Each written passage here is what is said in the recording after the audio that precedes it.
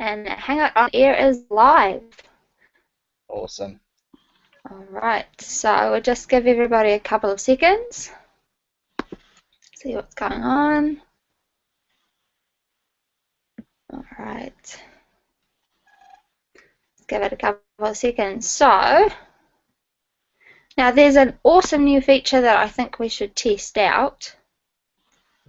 You can applause now in Google Hangouts. Have you guys seen that? No. Yeah, it's a brand new feature. Oh, wait. Here we go.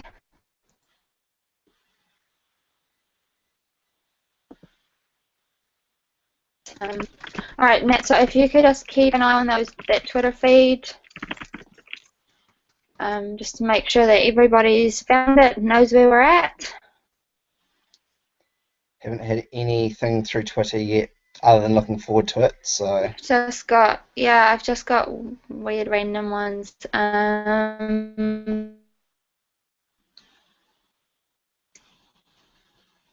Okay. All right. So we've started recording, and so what I'll do is we'll start the conversation because everyone can rewind as well. All right. So Grant, welcome to New Zealand, almost kind of. I think what we'll start with, if you just kind of want to give an introduction of who you are and how did you get to this point in your life? Well, thanks so much for having me. My name's Grant Lichtman. It's just after 12:30 in the morning here on the coast of California, and I really appreciate y'all inviting me to come in and have this chat with you folks. And a huge thanks to all the friends and colleagues that I've met now in New Zealand and Australia through the wonders of social media, connecting via books and shared interests. Just very briefly, I have a graduate degree in geology from way back. Was in the for-profit world for a number of years, but in the late 90s joined a large independent school here near San Diego as a senior administrator and did some teaching. Wrote my first book, The Falconer, based on a seminar that I taught. And then a couple of years ago decided that was no longer, I'd sort of done everything I wanted to do in that school, and took off on this journey that now has become my book that we're going to be talking about this evening. So I have a kind of a varied background, and I really appreciate you welcoming me into this chat this evening. Oh, of course. For those of you who are part of the regular eChat NZ crowd, you may be aware of Geo Mouldy, so Steve Mouldy, and myself, and a couple of others who've really talked about Grant's first book, The Falconer. It's one of the books that has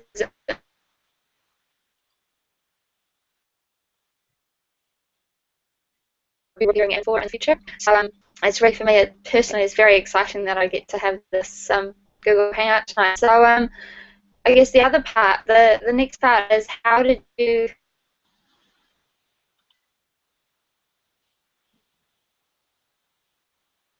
connect with the kids in New Zealand, and why, and how is it that you've connected to us? Yeah, I'm not sure. I think that maybe Steve Mouldy was the first one that I connected with, but I'm fortunate enough to connect with so many folks. I can't go right back to the genesis. I think we may have crossed paths in the blogosphere or on Twitter, and then I think Steve was kind enough to read my book, The Falconer, and share it with you and some other folks. So I think it's really one of the powers of Twitter, allowing educators to be connected so powerfully around the world. I think that's how I got connected. Oh. So, do you want to give us a little bit of a, because I've been reading this new book of yours, and I mean, my notes section in it is already a bit unwieldy. Do you want to kind of just give us a quick little run through? What is the book about? Yeah, so I sure will, and I apologize if the feed gets a little bit, we're connecting from a long way away through the miracles of technology. Well, I think the book is about this. I think it's really... I think this book is really our story. It's not a story of my journey. It's our story as educators. Uh, I recognized a couple of years ago that the one thing that I think every educator wishes they had more of was time. And I was fortunate enough to be at a place in my career and with my family, with our children grown, and at a place with the school I was working at that I could take a sabbatical, which turned into a permanent leaving of that job. To really take the time to visit a lot of schools and ask some pretty simple questions. What do you, as educators, teachers, administrators, students, parents, trustees, what do you think that your school's doing to really best prepare our students for a world that is rapidly changing, a future that's going to be vastly more ambiguous and uncertain perhaps than any time previously in human history?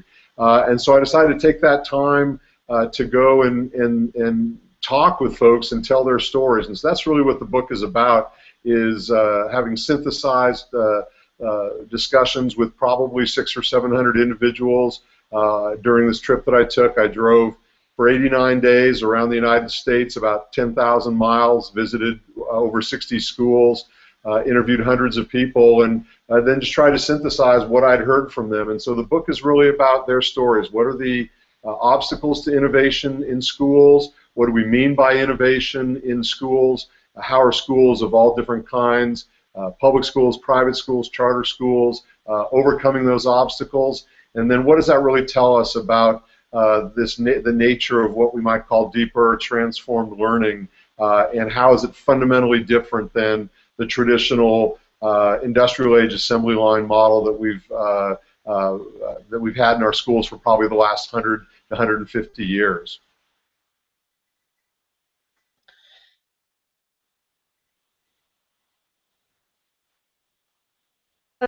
Why innovation? Why did you pick innovation as the question to ask educators? Why not? I mean, there's a whole lot of things that educators today are doing, and why innovation? Well, I know. So it's a great question, Danielle. In the United States, I think we've been talking and throwing this word innovation around fairly liberally in education for probably a decade, and I really had never heard anybody really define it. Certainly for me, what does innovation mean within an education context? And so I think we use that word, but really what I was asking folks at schools is, what are your goals for your students, or to the students, what are your goals for yourselves in terms of the preparation you need for your futures in this rapidly changing world, and how are schools changing to meet those changing needs? And I went in with a fairly blank slate about what that meant, and I think what the book is about in large part is defining what that changed educational model looks like.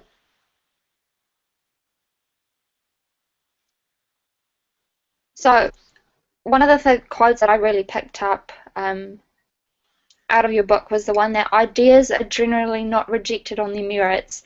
They're rejected because of how they make people feel. With that line, Yeah, I mean, when we had our conference earlier in the year, I gave the example. We opened the conference with the idea. There's a great TED talk about how to start a movement. I don't know if you've seen it, the one about a low nut. And there's the first low nut dancing, and it's the first follower that turns that low nut. And so I know that a lot of people in the EdChat community identify with it.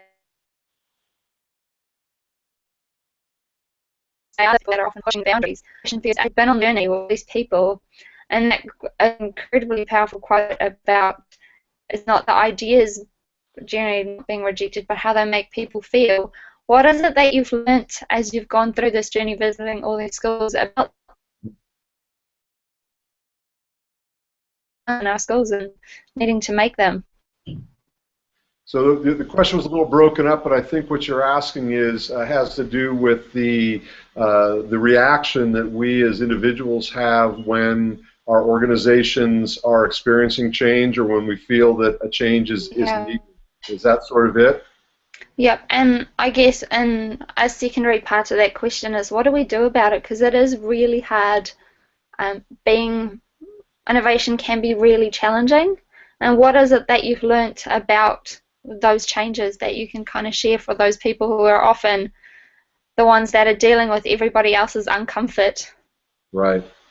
Well, I think the first point, and for those folks who were kind enough to listen to my short TEDx talk from a year and a half ago or so, will recognize this, and that is that when we study organizational change and innovation, organizational change management in any industry, in any organization, there's quite sort of black letter law that change in an organization is really a hard thing, and that people even go through stages of grief, and that there's this real complexity and difficulty to it. And I won't go through the whole story, but there was a time in my trip when, having visited so many schools and talked about how hard change is in school, that I think I recognized that relative to some other things that we as humans go through, and we'll all have different examples of those in our own lives, that in fact probably change at school is more uncomfortable, as you mentioned, than it is hard. And so really it's a question of overcoming the inertia of the system that we've been involved with for so long, and it's implanted itself on ourselves as we've gone through school, implanted itself on our careers. And it's facing that discomfort and embracing it and welcoming the challenge. So there's several chapters in my book that really talk about what are those key elements that help us to overcome that discomfort. I'll just mention a couple of them. Certainly a different understanding, or a more, I'll say, welcoming understanding of the concept of risk is very important. Schools have been fabulously risk-averse places. When you're a young child and you get that, maybe you have a different grading system, but if you do poorly on a math test here as a young child, you get a big red F. That's something that's hard to recover from. We don't generally say, to a child that falls off their bicycle, you failed. We get them back on their bicycle and help them to ride it until they learn how. And so schools have to change the way that they deal with risk, and leaders in the schools have to model appropriate risk-taking for the other adults in the system, so that they feel comfortable with trying new things. That's the only way we change and innovate. So certainly there's a major element of that. There's a major element of all of us accepting a role as more of a leader in our school. We've gone too long with a very highly vertically hierarchical system, at least in the United States, of superintendents and principals, and sort of everything flowing from there, and teachers only being responsible for what goes on in their classroom. And I've really tried to break that down with folks and get all the adults and really everybody in the school system to think of themselves as educator-leaders or educator/leaders, rather than you're the administrator, you're the leader, and I'm only responsible for some minor part of this. So there's a distributed leadership capacity that schools build that help them to overcome those discomforts as well. So I think those are two of the key elements. And then probably a third is this ability for us to connect and network. If we go back as far as really the Renaissance and look at innovation in organizations for 400 or 500 years, networking and connectivity has been a hallmark of change and successful innovation throughout the ages. And so the more we can get outside of our schools, outside of our silos, and connect with other people, it's a very, very powerful tool to help assuage that discomfort of change. Specifically the idea of, and I see in the Twitter feed, there's a lot of people kind of picking up on this idea of schools being risk averse. What do we do? Where do we even start with that journey around taking more risks in a school? Well, I think it starts in a couple of ways. First, I will say, though, even though we'd like to build these systems of distributed leadership where all of us take more ownership of the learning process, including the students and including teachers for their own professional growth. Ultimately, there are, in our system in the States here, we have the superintendents and heads of private schools, boards of trustees, really have to be the ones taking the lead in that. and modeling effective risk-taking for everybody else in the organization. And part of that is to have very open conversations in the school about about the things we're going to try, and about how to make small bets, and how to run pilot projects and gather teams of people to try things, and that failure is okay. You know, I visited a couple schools. One comes to mind, Colorado Academy in Denver, in Colorado, where they celebrate teachers who take risks and sort of crash and burn most famously each month. And that's really actually a celebration and a public award. So that's part of it, is developing sort of what we call a risk profile, where we're not putting all of our eggs in one basket, but we give people not only permission, but we certainly give both the adults and students really an expectation to try some new things, to do things differently than we did last year. That's not only okay, it's really expected of us. Cool. So I think one of the things that a lot of people, which kind of stops them from taking risks, I guess, is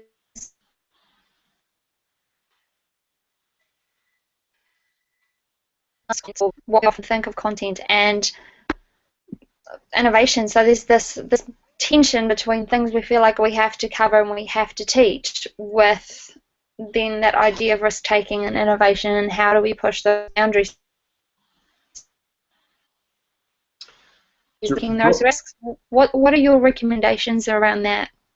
So you're broken up a little bit, but I think you were sort of getting at this question of us needing to teach content, and certainly we all have standards to which we teach to, and there's a foundational amount of knowledge that students need to acquire, and then at the same time wanting to focus more on sort of this building capacity and skills in our students. Was that sort of the question you're asking?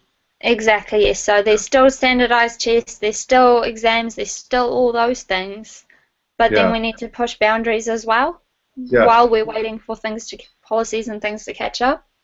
So I think there are two answers to that. One is that there's no question in my mind that there certainly is a body of content knowledge that students should acquire in order to be successful. And I'm not one who says that we just let go of that and forget about that. Having said that, I think we have been given a real false choice, and that false choice has been that if we spend more time on teaching skills, or let's call it context, as opposed to content, that somehow the content isn't going to be acquired.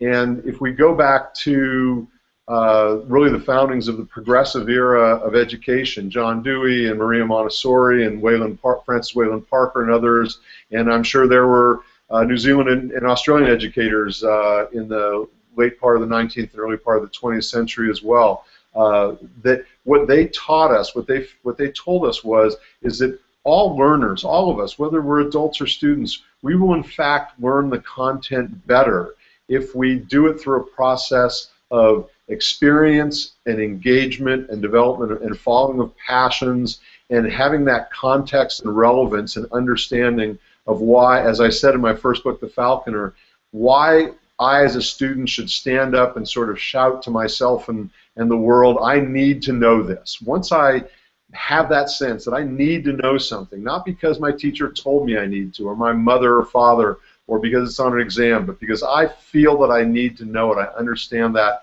relevance, I'm going to learn what I need to. I'm going to learn that content better.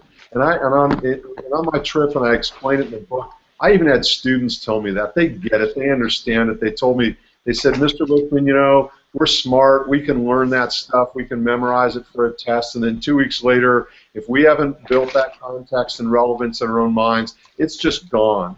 And so I think we've struggled with that false choice, and we have to get beyond that. I visited schools. I visited a couple of schools where students spend 20, 30, 35% of their time all year off campus, expeditionary schools.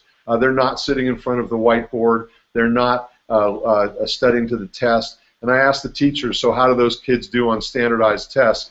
And of course the answer was, after they looked at me as if I was a bit of an idiot to even ask the question. The answer, of course, was, well, of course, the students do even better on the standardized test because they're putting these systems together in their mind based on the projects they're working on and the relevance they're seeing in the community and the world around us. You've taken. What is your favorite example of a school that has really taken that risk around pushing themselves beyond just preparing for standardized tests? So obviously there are these amazing schools and amazing things, but what for you is a real standout story, specifically in relation to this kind of tension and that we've just...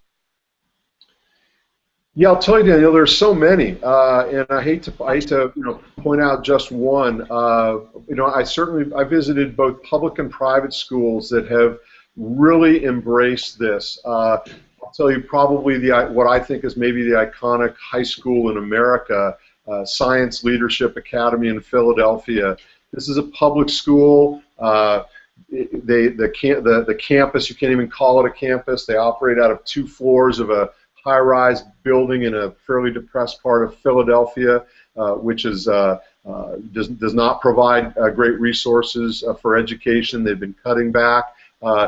This is a school that the students are more than 50% students of color, more than 50% underserved demographic by our measures, and yet all these students go on to virtually any college or university they want to. So they've really overcome that challenge of not separating context and content. The students utterly own their own learning process, and they desperately understand the reasons why they should be learning content around projects and themes that they've developed themselves along with their teachers. There's schools like that I visited all over the country, and I've heard about some great ones, of course, there in New Zealand as well. Cool. I have to agree. Actually, one of the people in the chat NZ, if we had a book like this about New Zealand, what's going on in New Zealand education, which I think it's a great thing that we're feeling so positive about the teachers and what's happening here. I guess my next question then is based on another kind of quote from your book. We want to spend less time thinking about what teachers are teaching and more time thinking about what students are learning. And for me, one of the things I'm passionate about is student voice and how that influences where their education kind of goes. And our curriculum, we're fortunate in New Zealand, does really leave room for us to meet student needs and what the students' voices are. Can you share with us just a little bit about what you found in terms of how schools are listening to these students and designing their programs? Yeah, I think it's a real hallmark of schools that I hate to do this, but using the little quote marks, who really get it. And I think we can have discussions about what are the words or the phrases that we use to describe deeper learning or transformed learning environment, innovative schools. But if there's one element that I think we can focus on more than any others, it really is this idea of the students owning the learning process. I've started using a term, and we've as teachers, we've all heard this conversion from teacher being the sage on the stage to the guide on the side. I think it's bad use of language, and I think it's a bad metaphor. I don't think teachers are ever on the side of anything. I think teachers are utterly central and always on center stage. Having said that, I've used the word teacher as farmer, and even administrator as farmer of a school ecosystem. And why do I say this? What does a farmer do? A farmer lays out a boundary fence, says, look, here's the field that I'm gonna work in, that I'm gonna grow things in. They may go in and they may take out some big rocks out of the field, or they may break up some of the tough topsoil, but then really their job is to bring in nutrients and water and then to do some judicious pruning and weeding, as I say, of the elements that are growing, and of course those elements are our students. And so it's really that moving the teacher moving off to the out of that center of focus and continuously and I can't tell you how many times, even in schools that I think really feel that they're doing everything possible, they catch themselves where the teachers are putting themselves into a role where they could just as easily turn to the students and say, no, this is your job. Our colleague Jill Goff in Atlanta and her colleague Bo Adams, two of my really greatest friends and proponents of all my work in the past, have done such wonderful work in helping teachers to understand to just don't be the ones always asking the question. Wait. Let the students ask the question. When I first wrote that in the Falconer, 15 years ago, people thought it was nuts. And now I think we're seeing that people really see that backing away, letting the students struggle a little bit, letting them let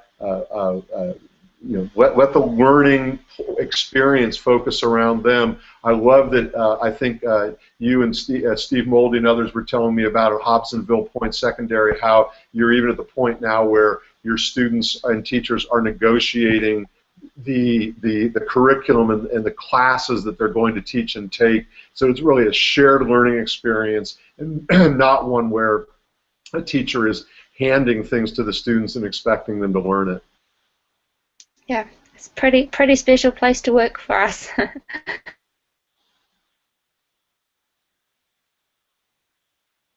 Be able to travel to that many schools and talk to that many principals and teachers and see that many, I guess, that many different approaches to how schools have kind of tried to deal with the fact that our future is changing at this crazy pace.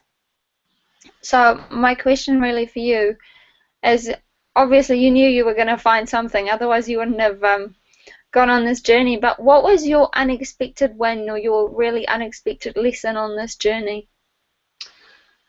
Well, I'll tell you, one glib answer is my unexpected win was that my car only broke down one time, and it was 4 days into the trip, and I got past that, and thank goodness that it didn't break down again. That was nerve-wracking, but really, I'll have to challenge sort of the way you asked that question. I didn't go into this trip with a lot of preconception. And so the win of the trip was, I think, finding out that these 64 schools that I visited, and subsequently, as you know, I've been in contact and worked now and visited many more schools. There's this, regardless of whether I visited a well-resourced private college preparatory school or a public school with maybe with just a fraction of those resources serving a very different demographic of students. It's amazing how the discussions were so similar. Just in the last couple of weeks, I've blogged about that, having visited a very wealthy public school in Silicon Valley, and working with another school down in Santa Fe, New Mexico, working with a very underserved population. And the discussions that I had with the principals of both of those schools, the obstacles that they were facing, both internally and externally, at a 90% level were just incredibly similar. And so I think the big win was how much we can learn from each other regardless of what our current circumstances are. And really the first five chapters of the book are about, what were some of those big obstacles. Everybody struggles with the use of time. Time has evolved to fit around this sort of quantum of subject and age and classroom that really doesn't have a great deal to do with what we know has to do with best learning. Nobody starting a brand new school today would organize it around 8 periods of 52 minutes or something like that. with students passing from one period to the next. They all recognize, and so that was a subject that came up time and time again. Probably the most often one. Another hugely cited problem was this way that we've put ourselves, our teachers, we've isolated ourselves into, this is sort of my classroom or my department, this is the subject I teach, these are the grade levels or the ages I teach, and how siloed that is and separated that is from the overall life and learning experience that a child's going to go through. And schools were educators everywhere I talked to were just desperately saying, we want to collaborate more, we want to be more cross-disciplinary, we want to work on big themes, we want the students engaged in projects, that sort of thing. And so the big win, I think, was how similar all these discussions were, what people expressed that they really want to do, and now it's just a question of having the courage, really, to overcome the inertia that we've all fallen into over these many, many years, partly because we've been very successful, some schools, but we've developed that huge inertia that we now have to overcome. Absolutely. I think that's definitely something that I've seen reflected in the EdChat NZ community, is even though we come from a massive range of schools, rural schools, city schools, so schools from high socioeconomic and low socioeconomic, and even the different age groups and subject areas, it's just, I think the real power for all of us has been crossing those boundaries. Mm-hmm. And so I think it's definitely, you've hit it on the head there. So just listening to you talk about this, what is it? I mean, you went to visit some pretty amazing schools. What is it that you really hope to see more of in the future in schools? What is your kind of wish for education? Yeah, so I think it's a great question. Unlike perhaps maybe some other folks who have had the fortune and honor to be able to do research and engage like this, I don't believe there's a cookbook recipe, a cookie-cutter recipe for every school. What I hope for schools is the same thing that I hope for our children, and that is that we, as organizations, develop a comfort and capacity for change. We're really having this discussion because the world in many ways is changing much more rapidly than it has in the past. Therefore, the near and midterm futures that we all face are less predictable, more ambiguous than they have been in any other time in human history, or certainly any other block of time in human history.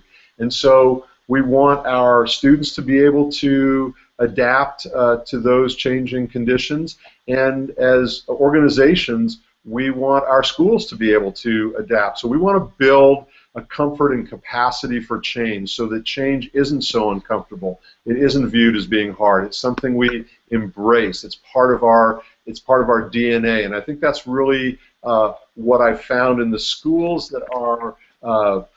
And I write about this. I try to write about this and express this in the narrative of the book. The schools that are achieving that comfort and capacity for change are building a cultural DNA that is accepting and embracing of change and innovation. They do it by hiring people who have a greater comfort with that growth mindset that Carol Dweck has talked to us all about, that are willing to tear up their syllabus at the end of the year and teach something different, or teach a different grade level, or combine subjects in a different way. They're engaging in professional growth and professional development that's not about going to a conference and sitting and listening to somebody. And unfortunately, this is a little bit of a lecture. I'm sort of lecturing to people in a strange way here, which is very uncomfortable for me. But as you know, most of my workshop events are much more collaborative than this. And so we build that DNA into our culture that allows change to not be so hard and not be so uncomfortable.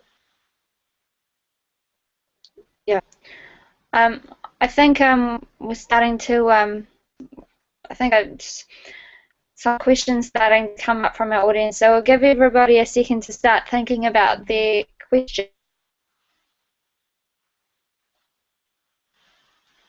I haven't been watching the anyone? Twitter chat. We have active. That's right. Nico's done a great job in pasting them onto our chat of the feed. So just the one in particular that I think is a really good one, um, and that one's from Rachel Chisnell. Is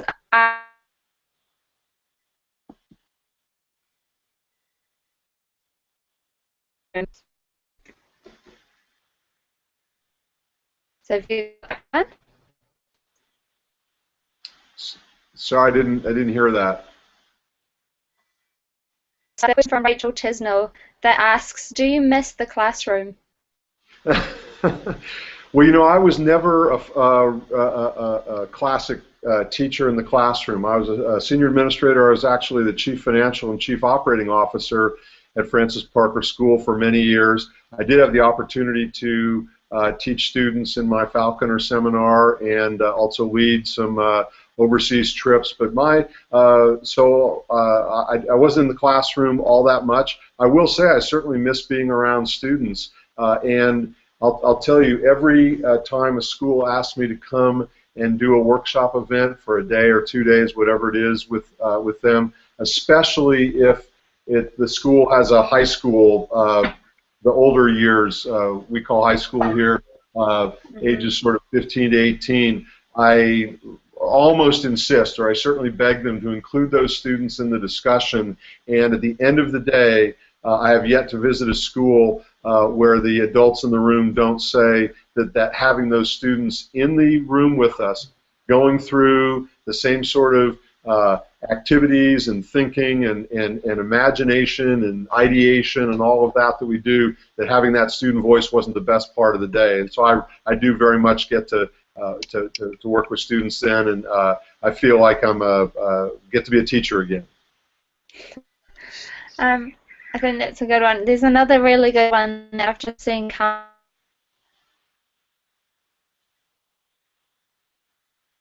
There's a teacher trainee that we managed to scoop up into the Twitter world before she even starts. And her question is, what advice do you have for a training teacher who's going to move into the profession officially next year? Oh, wow.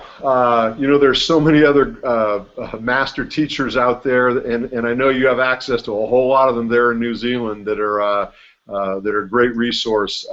But I'll tell you, I will say that this ability and willingness to connect and network out beyond your own department, beyond your school, beyond your community, and beyond the universe of educators, I think is the one thing that will help you to be a good change agent, be a good role model for your students.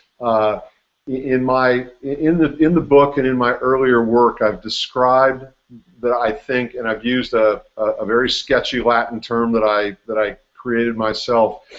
What we're really encountering now globally is the creation of only the fifth global system that we've had since the dawn of time, and that is the cognitosphere, the vast neural network of connectivity that exists now, just like we are this evening, that frankly even 10 years ago, even 8 years ago, did not exist. And it's evolving right now, and as a teacher, your role is to be a lead learner and a co-learner along with your students. And the more that you can, with them, alongside them, be connected in every direction, not just linearly in the teaching scaffold, but embracing the global connectivity that's available to us now.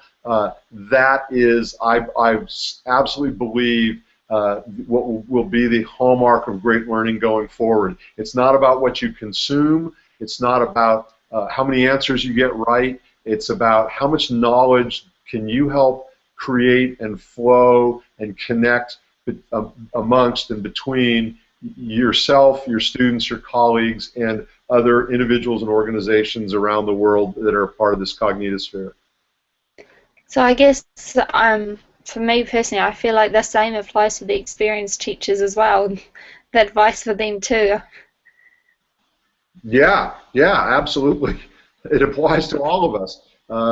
We're all reinventing ourselves all the time, and so I guess the obvious, the obvious recommendation of a new teacher is learn from all the great people around you.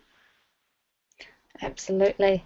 Um, there's some of the other questions that have come through here. I'm just trying to find the one I'm looking for.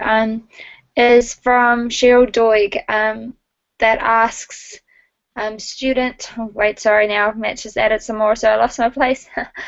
So student voice or agency, what do you see as the difference between that? So the difference between student voice and student agency, what do you see as the difference there? I'm going to take a pass on that one. I haven't really thought too much about that, and I haven't thought enough about what those terms mean. So I'm not afraid to say I don't. Nothing pops to mind because I'm not sure I understand the definitions well enough. I think that true hallmark of a real growth mindset, eh? Admit when you still have more to learn. I've got a lot to learn, and I'll be thinking about that one and digging. Cool. There's also a really good question here. What's the best way to lead change when you have resistance? It's the most powerful thing a person in one department can do. Sorry, what's the best way to lead change when you have resistance? Is that what you said? Yes. Wow. Read the Falconer and the interpretation of the art of war. The art of war, which of course is not about war at all, as far as I'm concerned. It has so much to do with how to set up problems in ways that they can become manageable. Here's a really important lesson that I learned that I articulate in the Falconer that I think is so important to that question. I believe that every problem that we encounter as individuals, as a group, anything, every problem arises out of dissonance. And dissonance is the difference between the way the world is and the way we want it to be. If you find the dissonance, you can solve the problem. If you jump right into solving a problem before you find the dissonance, you may be solving the wrong problem. And so when you have resistance in a department or with colleagues, we have to sit down and we have to find out, why is there that resistance? Let me go up quickly up to a 50,000-foot level and give you a for instance.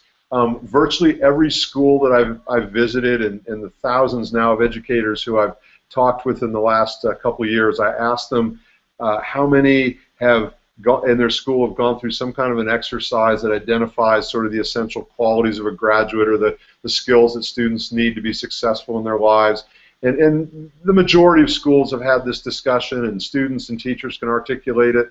And then at sort of an 80% level, everybody agrees what that skill set is. And when we use that, when we set that as our North Star, when we understand what we've said about that, that's our vision.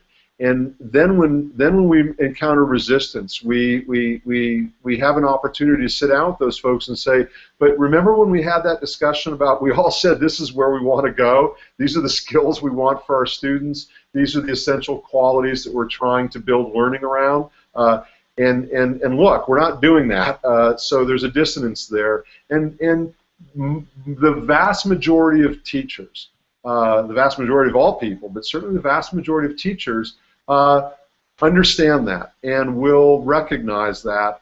And if we give them a clear picture of how to get out of that dissonance, how to bypass that problem, how to overcome that problem, and we give them the resources to do it, the vast majority will get there. Not everybody.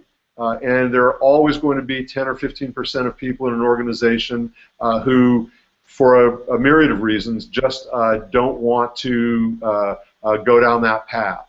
And that's where school leaders have to have some very direct conversations and say, look, this is the direction we're going, and we need to have you on board. And if you're not willing to get on board, then this isn't the right place for you. And I certainly talk to principals and superintendents and heads of school that very, very compassionately and thoughtfully, had those discussions with a very few folks in their communities, whether it was parents or teachers, and said, this is just the job description now. That's very helpful advice for all of us in there. As I've talked to people throughout the last few months and kind of battles that they've had in terms of wanting to push more boundaries and wanting to take more risks. I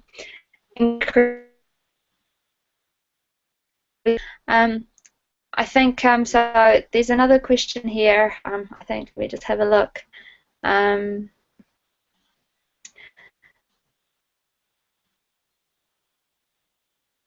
So there's been a lot of, I think, certainly here in New Zealand, but all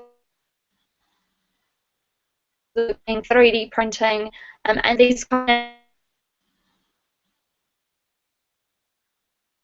having those things in schools. Sorry, I caught 3D printing and not much else of that question. It's all right. So talking about how there's 3D printing and coding and Minecraft and all kinds of this very high technology things happening in schools. What is your opinion of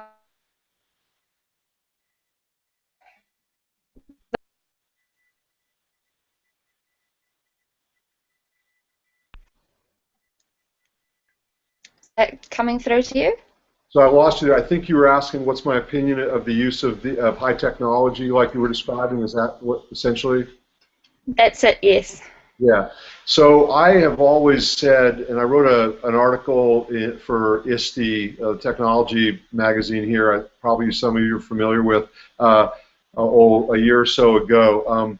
I believe that technology are the bows and arrows and quivers that we have, but our job as teachers is to train the archer, and we really need to keep those straight. Technology is never an end in itself. It is certainly a huge lever, especially in creating the sort of connectivity that I was talking about before. So I believe in using technology as the effective tool that it is when it's appropriate.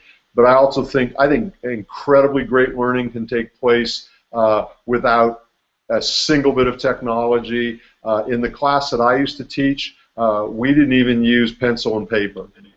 It was completely our tool was our minds.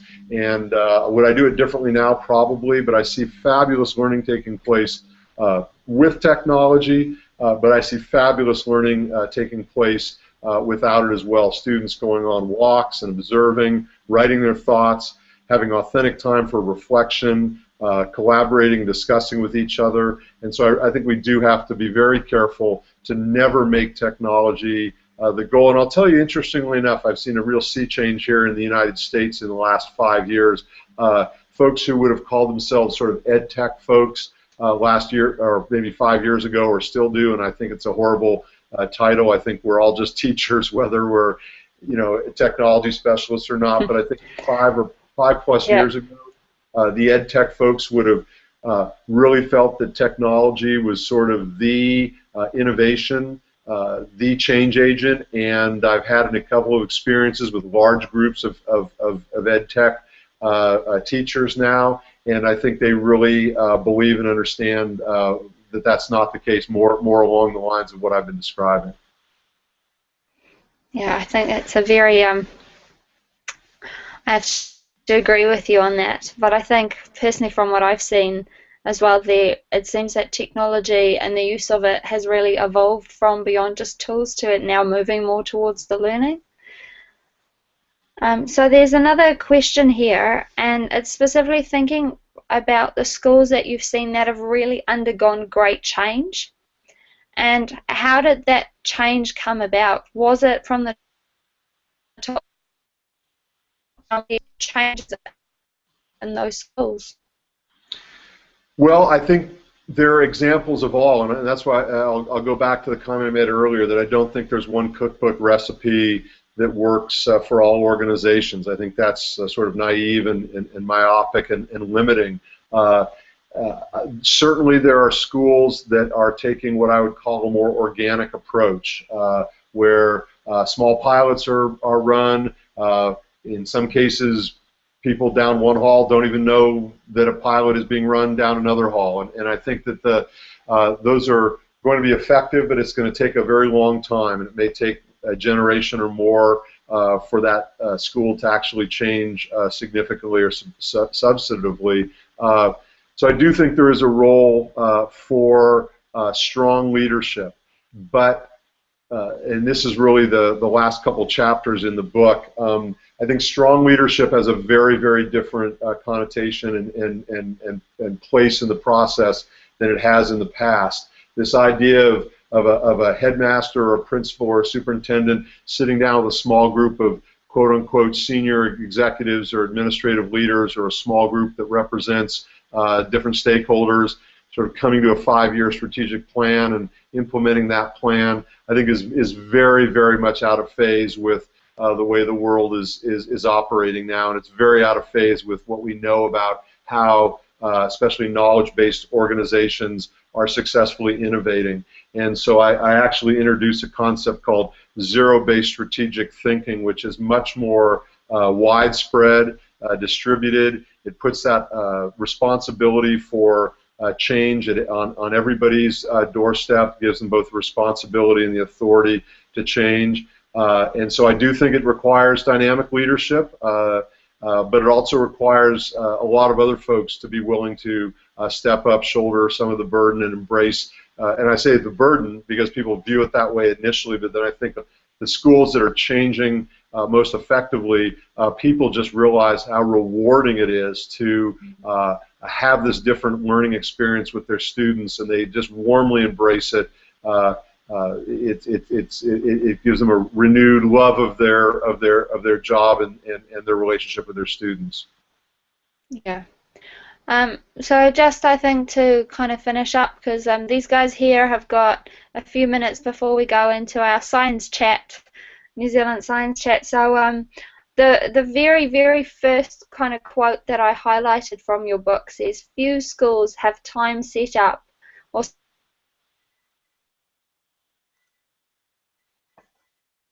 something."